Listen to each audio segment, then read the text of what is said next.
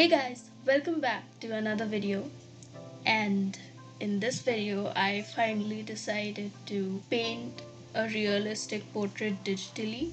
So I'm going to talk you guys through the process and also tell you a few things that I learned about blending, even though I am a beginner myself and I just, learned how to blend through this portrait, but hopefully it will be helpful for those of you who are starting out as well. One beginner to another.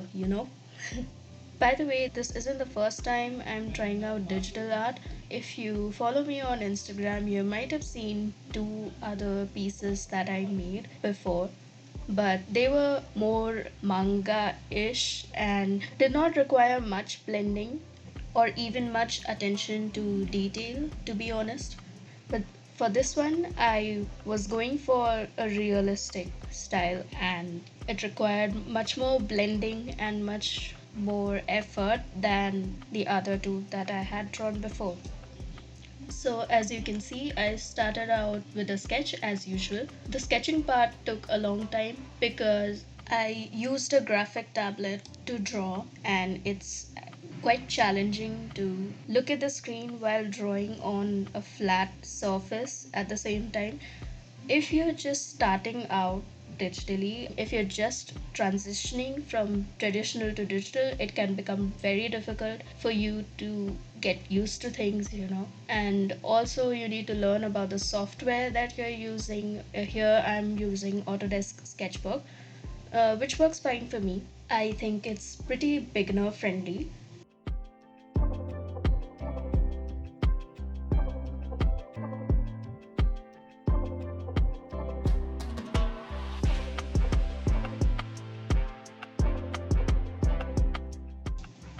If you're facing trouble with sketching, you can use guidelines.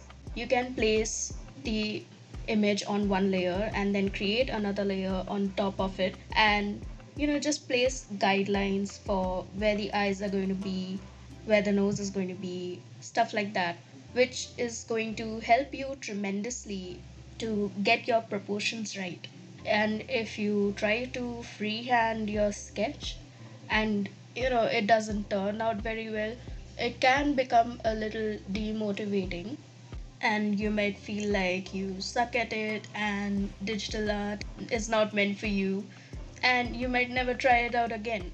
So we don't want that to happen. Yeah, just work with guidelines for the moment, and once you get used to it, you can start freehanding in no time.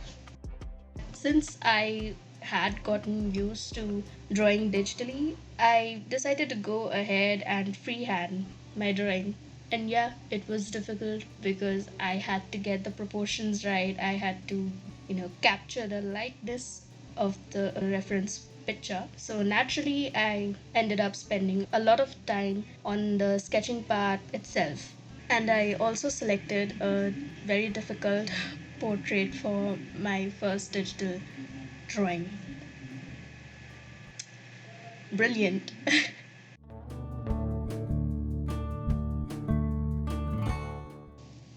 And now on to the coloring process.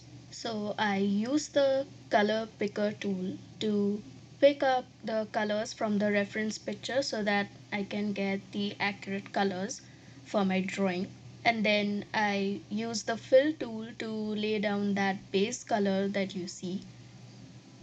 The main brush that I used for coloring was the manga watercolor blend brush, and for blending I used the smudge tool, the round bristle smudge tool to be precise. But I ended up not liking the kind of blending that I was getting by using the smudge tool. So later on, I switched to using the airbrush more. And I really love the kind of blending that I got on the hair with the airbrush tool. I mostly use the airbrush tool for that, the hard airbrush tool.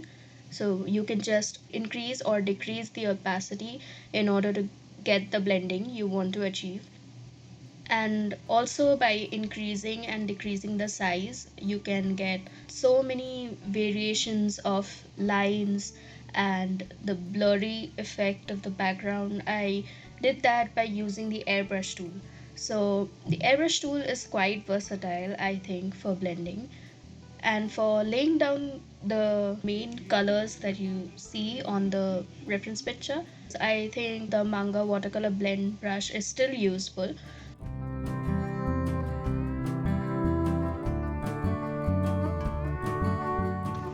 Also, I sometimes use the mirror canvas thing to see the mirror image of the drawing that I'm making, because sometimes when you look at a drawing for too long, you cannot see the mistakes that you're making. You might feel like the drawing is a little bit off, but you won't be able to see the mistakes unless you look at it from another angle. So the mirror canvas tool helps you to do that. It's not just with digital drawing, also with traditional drawing. I sometimes look at the drawing from an upside down perspective or keep it in front of a mirror and then look at it. So, this method works very well for finding the faults that you might not normally see while you're drawing.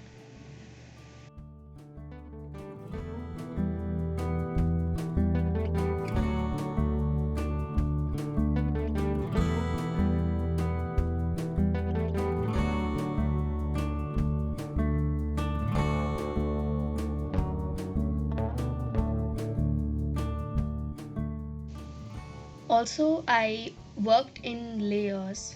So, layers come in very handy in digital art. I think that's the most convenient feature of digital drawing, is that you can use layers. So, I used different layers for different parts of the face. So, for the eyes, even for the left and the right eyes, I use different layers, so that if I need to change the position of any feature, I can just use the transform tool on that layer and just correct some of the mistakes. Also, if you want to test out something, like you want to test out a different background or something like that, you can use another layer and create the background on that. If you don't like it, you can just delete it. You don't have to delete the entire drawing. So layers are very useful, and I always recommend working in layers. However, if you use lots of layers, it can become confusing. If you are confident, I recommend that you merge the layers after you are done with the painting. But if you're not confident, then it's better to not merge them so that you can change things afterwards.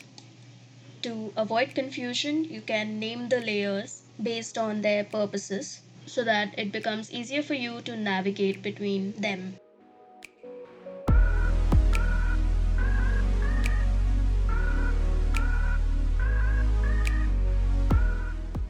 And that's it for this video. I hope you guys enjoyed watching. Thank you for watching, and I hope you have a great day and a great week ahead of you. And I will see you guys in the next one. Bye bye.